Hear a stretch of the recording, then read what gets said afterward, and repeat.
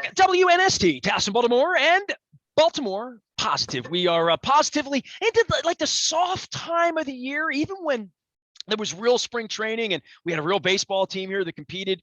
This was always sort of the after the Super Bowl thing and getting ready for March Madness and maybe getting ready for St. Patrick's Day. I've been getting ready for some music, man. I went to see John Mayer in New York the other night. He's in D.C. this week as well. And I have a mutual admirer of John Mayer that I didn't realize. Mike Rosenfeld joins us now from Web Connection. He, of course, our chief digital officer. I'm not going to blame you that the website went dark for about 5 minutes the other night. Nobody knows, but I saw it the other night. And I was like, you give the web a little chance to adjust. But as the chief digital officer around here, it's been a little while since I've had you on. How you been, man? I've been good. You're just breaking news. I didn't know the site was down a little bit. It was down for 5 minutes. And came up without you doing anything. What makes sites go down? Can you explain that to me, chief digital officer of Web Connection? What powers this World Wide Web that makes this thing work? Well, there's many ways. The most common way and the concerning way is it's been hacked, which probably wasn't the case in yours. The Russians are busy right now. They're waging war. They don't have any time to hack me. Yeah, if it wasn't that, and if it came back in 5 minutes on its own, I'm guessing your host provider probably had a temporary issue either with their connectivity to the internet or just a machine needed to be rebooted. You call that a server fart? Is that what they call it? I've not called it that, but I'll accept that. That makes perfect sense to me. Okay, that's fine. That's good. So for you, you're such a huge sports fan, and I am a sports guy, and we used to talk more about sport. Where's your head right now? I mean, because over the week, I blew off a meeting with you. You and I usually get together. I was in LA. We didn't get together. Next thing I know, I'm going to see John Mayer, and it turns out you love John Mayer, and this is the craziest thing about John Mayer. I'm going to talk about him a little bit because it might be the only segment I do this week about John Mayer, unless my kid comes on. There were more men at the show than women. Do you find that to be crazy? Like, he has really jumped this shark. I said to my wife, he's going to wind up playing stadiums. His music's that good. He's that good. He's going to be playing M&T. He'll be the McCartney guy 10 years from now, playing those kinds of shows. Yeah. I've not noticed that demographic for his show, but in general, for sure, it's typically male dominated. No, he's all women, dude. Like I know. I stopped going to see him. I love John Mayer. Like my kid 18 years ago, when my kid was 20, he's like, hey, John Mayer, man, he's great. The chicks dig him. So I saw him open for Sheryl Crow. And this had to have been, I'll tell you when it was. Are you ready? This has a tech reason. John Mayer has a tech story. You ready? So my son back in 2000, and I want to get the year right, 5, 6, 7. It was in that range. I started getting these things on my phone that had a little envelope on them. They look like a letter. And I'm like, the hell are these? And my son's like, that's a text. It's a text. You need to learn to text, Dad. And I'm like, dude, I'm 35 years old. I'm not texting with people. I'm never. I said to my son, I literally said this, I'm never going to text with you. Call me. Okay. Call me. So obviously that went away pretty quickly, right? The first time I ever text with my son ever was at a John Mayer concert. I text him from the pit. Jessica Simpson. John Mayer has had a lot of girlfriends. This was the Jessica Simpson era. She was sitting in the row in front of me. Oh. So like I was like in the 5th row down, and I had really good seats. And those were her better years. This was when she was Jessica Simpson and he was John Mayer. And I watched Sheryl Crow, and it's, a change to do you. It's all normal. When John Mayer came on, it was like Beatles, like screaming girls. Right. And I'm like, I've been home listening to Neon and listening to Gravity, and like, what's with the screaming girls? Like, I don't get. And then I went to see him at Merriweather in a rainstorm one night, and it was worse than that. Like, the more of a star he became, the more the screaming girls made it like not like a concert for me. So I didn't see him for 10 years. And so it's male dominated now. Like, he is so bluesy and he plays the guitar so well that dudes go to see John Mayer now. It's amazing. So I have to preface my appreciation, I think is the best word for John Mayer. Those people who know me, and you and I have talked about this, I'm a I'm a guitar hero type guy. My all-time favorite is Eddie Van Halen, God rest his soul.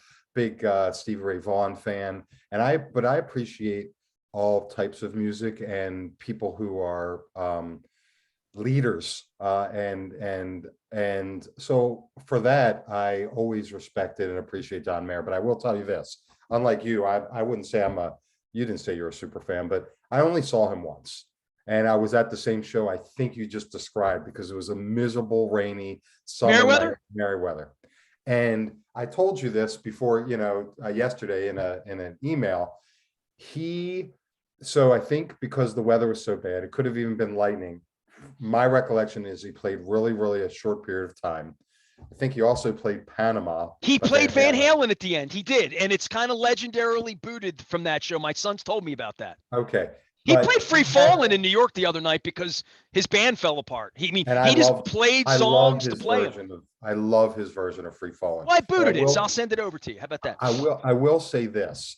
He was younger and he was so cocky. And I told you he was cocky, but if you were there, you may remember this. He went on this kind of riff where he was playing guitar really lightly, talking over the guitar. And just riffing and saying something to the effect of, I was in the airport at LA and these fans started screaming out to me, hey, John, thank you for single-handedly saving the blues. And I'm like, I'm like, look, dude, there's a lot of good blues guitarists out there, some that never make it to your level, some that may be more talented than even you. But to make the statement, and he said someone else said it, but he didn't refute it. I think he's come off his cloud a little bit. He's realized that was not an attractive look at 28, He was going from one hottest star to the next hottest star. I understand why his head was so big. But he could have said, hey, look, there are plenty of great guitarists out there. Thanks for the compliment. But he basically embraced the fact that he single-handedly saved the blues. And at that point, I'm like, yeah, this and this fact the concert may have been an hour and 12 minutes because of lightning and I was wet. I was a little bit sour at the time. Yeah, I was so angry that night because I checked the weather forecast. It says it wasn't going to rain, and I went, and all it did was rain. So I am glad that he has made it back to this point and has a new album. And Mike Rosenfeld's here. We talk about all sorts of things, but talking about John Mayer and going to New York. Here's one little crazy thing. New York's so close, right? And Mayer was playing in D.C., and this is where my head is because I live in the suburbs now. To go take a $20 bus to New York and go door to door to Manhattan, we have a benefit here and I was in LA last week too, and LA's all spread out and a mess and whatever. We have such an incredible thing living here in Maryland where I get to pick whether I want to see him in the capital of the free world, 40 minutes away, or whether I want to get on a $20 bus and, sit and do some work and take a nap on a bus trip up 95 to New York where I don't even have to drive and I have a clean bathroom, right? It was like a limo ride. We have some benefits here that are built into the land of pleasant living that until you take advantage of them, whether it's going skiing in Western Maryland 3 hours away or driving to the beach, and I guess that leads into the crab cake tour, but utilizing New York, you know what I mean? Utilizing it in that way where I could zip in on a Monday and see a show and come back home, sleep it off, not have to drive at all, and it costs $40. And that's pretty cool.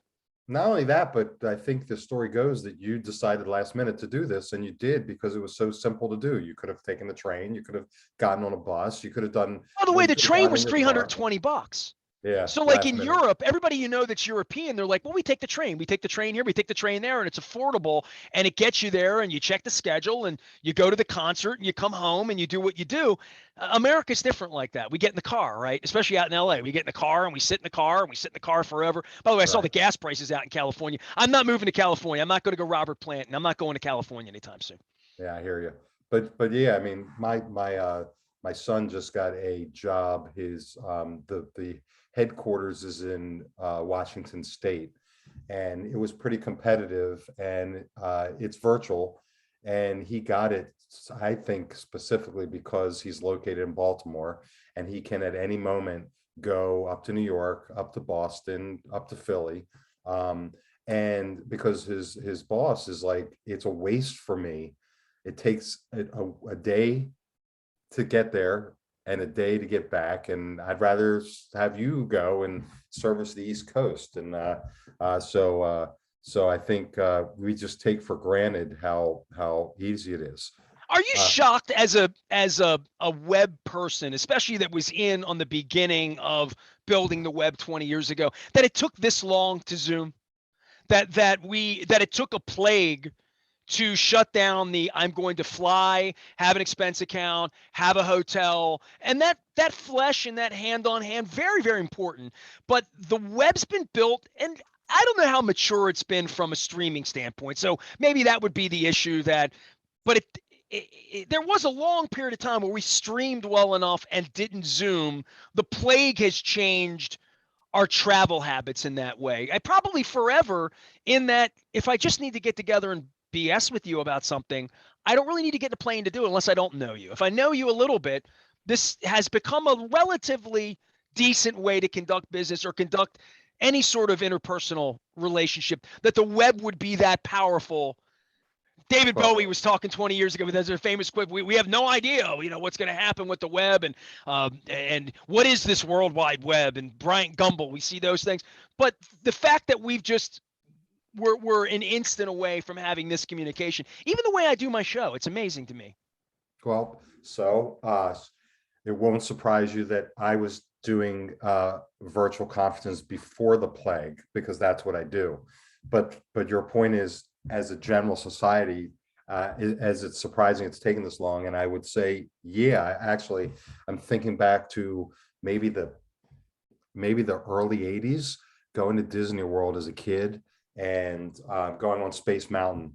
And if you went on Space Mountain, it was sponsored by RCA, which I don't even think is around anymore.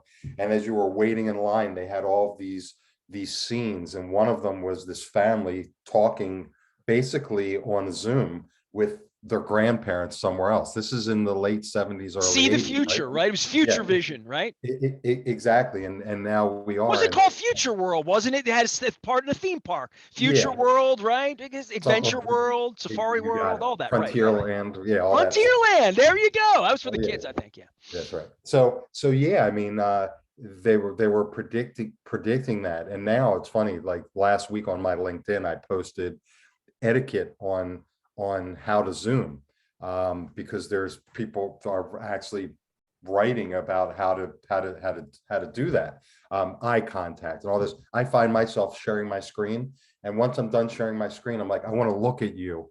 So I stop sharing my screen, so you get bigger. Instead of that thumbnail version of you, I can see you bigger. There's something to be said about replacing the phone with being able to see social cues of looking at someone, even if it's on a screen. Well, do you remember when you were 12 years old? Reach out and touch someone, and you called grandmom, and she would cry, and it would warm your heart, and all of that stuff. To think that it would become this is a whole. It's not even that. I mean, going through the virus, I mean, your listeners who have kids in college can appreciate the fact that while you miss them, because you have FaceTime and you can see them, the missing isn't as severe as it would be, even with the telephone, because you feel like you're not so far away, you're not so disconnected. Look, we've talked on many of our segments together about the pros and cons of the internet and connectivity. The cons being, cyber attacks and thieves and people stealing your stuff and hacking your stuff. But this is one of those advantages for sure. Being able to just be able to stay in touch. Well, for me, it's about my kid getting me into text back in 2006 or 7 and sort of making me do it, right? Like literally. And you mentioned the connectivity part. My wife got cancer in 14. We're coming up on the 8-year anniversary of her being diagnosed. And at that time, the hospital didn't have great Wi-Fi. It was like good enough to maybe FaceTime or Skype. We did a lot of Skype at various points. And I don't want to say what saved my wife's life. Obviously, it was the bone marrow and incredible doctors and science and all of that twice. But being able to touch people, even in a hospital when you're sick, and being able to do this was medicine. There's no other word for it.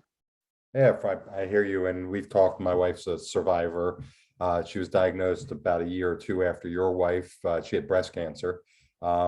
And just the ability while you're sitting there and you're recovering, and she had some complications. So she was in the hospital for a week, weeks at a time, multiple times, but having the ability to communicate and see people and have her phone and have her iPad and while sitting there made it less depressing and less sad, and I think helped push her through. So yeah, these are some of the good. I like to believe I'm a half full guy, so I try to grasp onto the good stuff. I do feel, unfortunately, based on what's going on globally and what's going on with Russia, that we have some cyber attacks in our future. Well, it's also from a weapon standpoint, the way the Russians create video and fake this and fake that and fake attacks, and it was obvious all along what they were going to do with the Ukraine, right? So the web has powered that in an enormous way. You talk about the web. I mean, the Russians have owned the web, right? Like literally, the Russians have used the web for disinformation in a way that we would have thought in the 70s or 80s we wouldn't allow that to happen here. And we've talked about this too. It pisses me off. I don't like being screwed with. I'll say that word, screwed with, instead of the word I want to use. I don't like pitting one of us against the other. And I don't now what we don't know, and we've heard this over time, is the US will say the best cyber attack or the best response that we do is one you'll never know about. So I have no idea what we've done to them to disable one of their somethings, right? Yeah, I mean, but I just know what they've done to us. I knew that during the Roni, they shut down the Baltimore County Public School, website for whatever and held it ransom. And are the ransomware people primarily Russian? I mean, I don't have the. But it's a Chinese thing too, right? Yeah, I mean, in North Korea, no one. I mean, any country that wants to up their military game, has to be spending a lot of time in the cyber area. And that's why cybersecurity and all these cybersecurity firms and cybersecurity experts and studying, kids right now go study cyber, because there's definitely a job waiting for you when you get out, because that's a thing. Well, it controls the banks. Then that I always wonder about is like, what happens if one day, like, no one knows exactly how much I had yesterday? And just think about how that's backed up and secured and redundancies and all that stuff. But I mean, I don't even use cash anymore. I mean, I used to be a cash guy, but I mean, I've had the same amount of cash in my wallet for half a year. I went to New York for the night, and I'm like, how many? I need 20s, 5s, ones, and I put $200 in my pocket in case I get mugged. Give them something, right? And I didn't touch it. It just sat in the bottom of my pocket. The little blue credit card, swipe, and that's also everything comes back to this computer. Everything we control, much like you told me back when we had get 10 and take 20, right? Back in the day with little punch cards. It was all going to be run by this. Yeah, it's Venmo, it's Zelle, it's it's the things have changed. But I was not I wouldn't say I was the earliest adopter, but it's been a while. And even if you use cash, sometimes you can't get coin change. I don't even know what that's about. Where sorry, we don't have change, because the U.S. banking system. I think I got $1,200 in change over here. It's so much I can't lift it.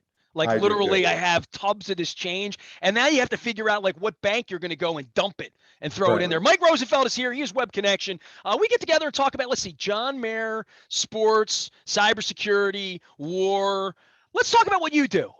You help people build their digital base, no matter who they are, and locally. And everybody needs somebody that knows a little bit more about how the interwebs work.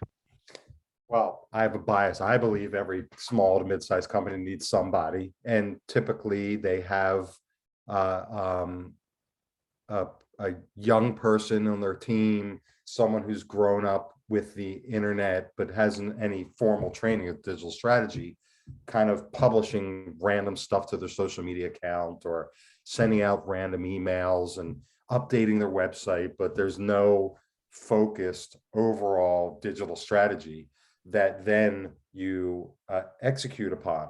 So what we do is work with people like you who recognize, hey, I'm really good at this stuff, but I could really use some visionary help on the digital strategy stuff, and I need help.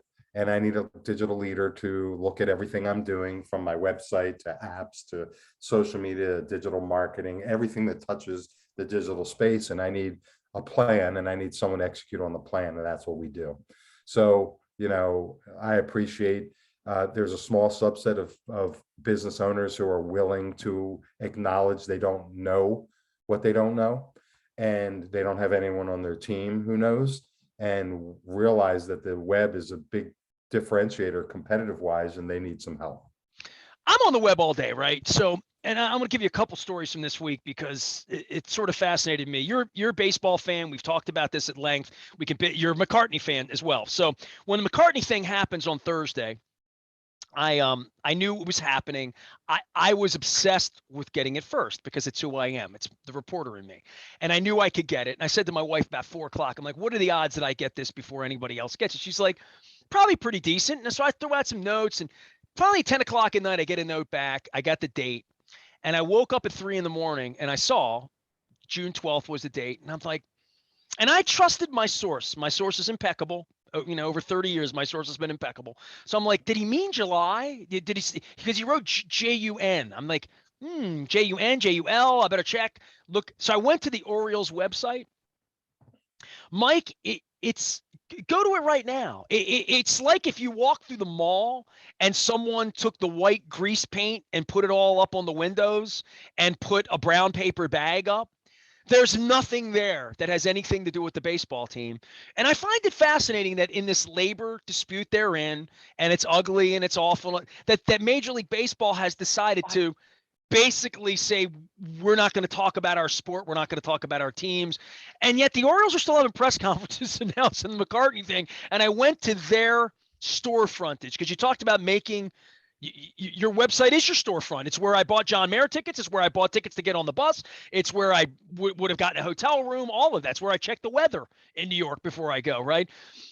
You go to the Orioles website right now, the primary business, the frontage of their site, all the major league teams, not just the Orioles, but this is the business they're in, is to literally suspend reality, right? There's no lockout. There's no word of a lockout. It's just all like a PR shell game or something. And I'm thinking, that's not very smart.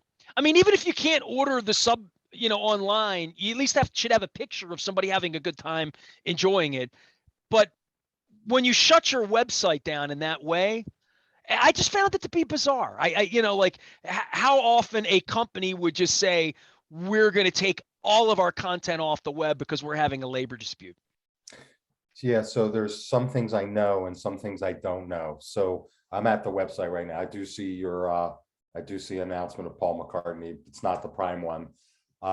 There was a period of time early on that the teams would create independently their own web presence.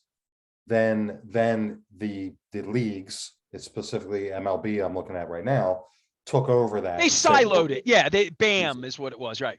Yeah. And so what I don't know is how much control the Orioles proper have to manage their website versus the league. No, it's a decision that was made across the whole sport for sure. I mean, to literally just shut down their websites for any legitimate content about the team, like they cover their team except when they're in a labor dispute. And then they put like old, Negro League baseball stories up or some thing about how grass grows on their field. I mean, it's ridiculous. I just, when you have such a robust operation, to shut it down in the web world, I just find that to be a bizarre sports decision and a bizarre business decision, quite frankly.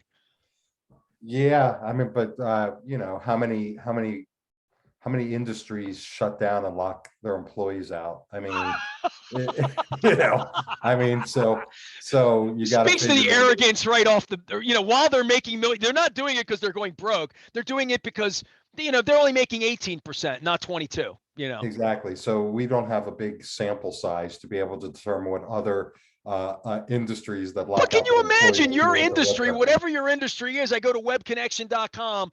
You're pissed at two of your employees, so you just put up a white, a white screen as to what you are.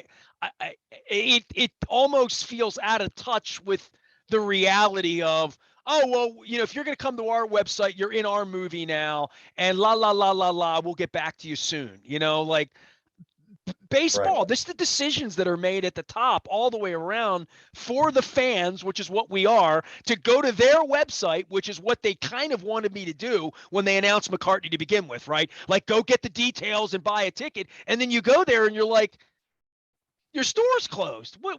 What's wrong with you people? And I thought of from a web presence, you would never want to close your store. To the point where my website had a server fart. It was down for a minute or two the other day. I hear you.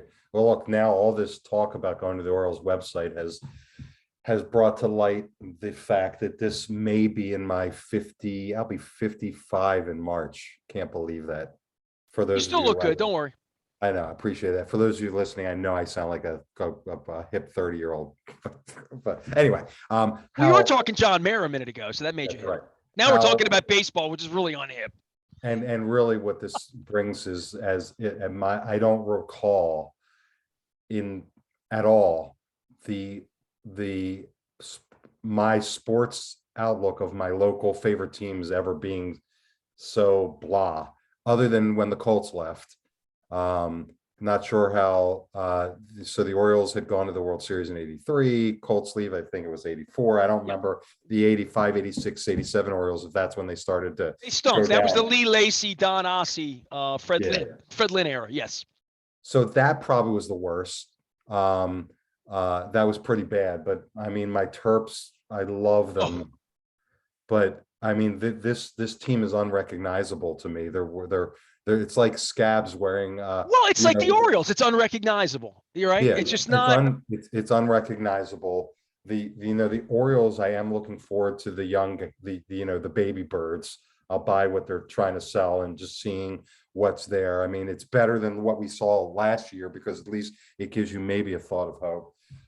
If they play, I don't know where the Ravens are going to be headed. I'm worried about. I'm a Lamar fan, but I feel like he's a young dude that's got to mature and take the next step. And as far as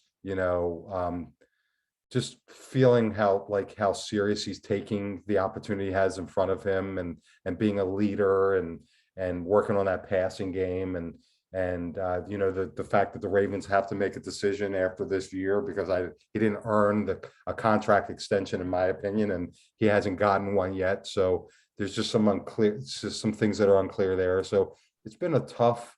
Normally it's like, okay, if the Ravens don't make the playoffs, that's cool.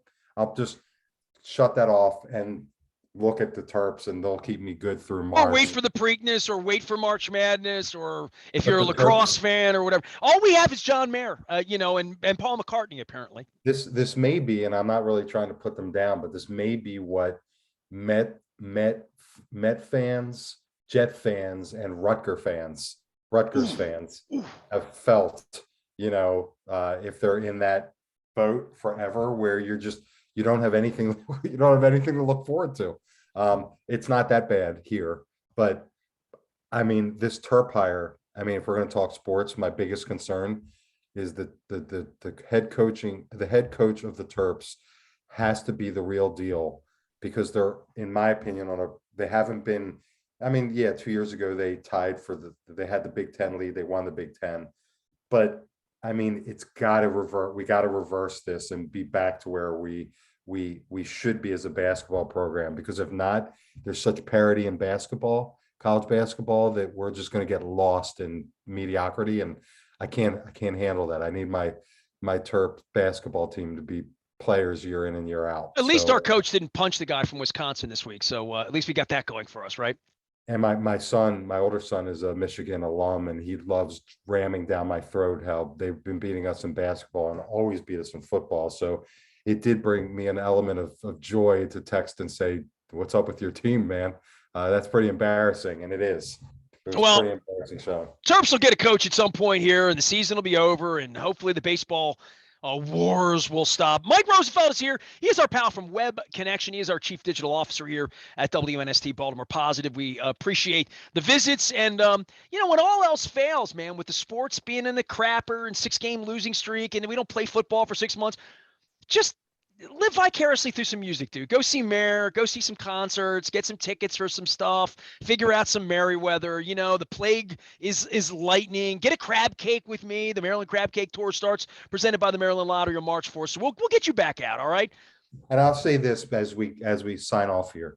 You brought a point about Baltimore and how easy it is to get to New York and all that. But I did make a little list of during the virus of when this thing settles down, what I'm going to do to live life more. And music was definitely one of them. And one thing that I don't know that a lot of people take for granted or even know is the local music venues and scene that we have and opportunities to get out to, whether it's a small pub with a very small local band or Center Stage, Rams Head Live. There's just always something going on. Cover bands that you can see, Pier 6.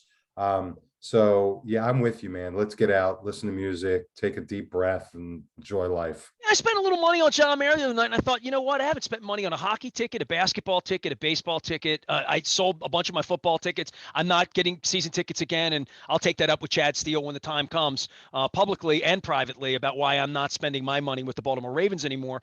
But I've decided, spend a little bit of money on music is where my joy is at this point in my life, right? It gives back to me in a way that sometimes sports doesn't. And certainly this baseball-ish that's going on like crazy. Mike, I appreciate you, man. We'll see you on and off the air, all right?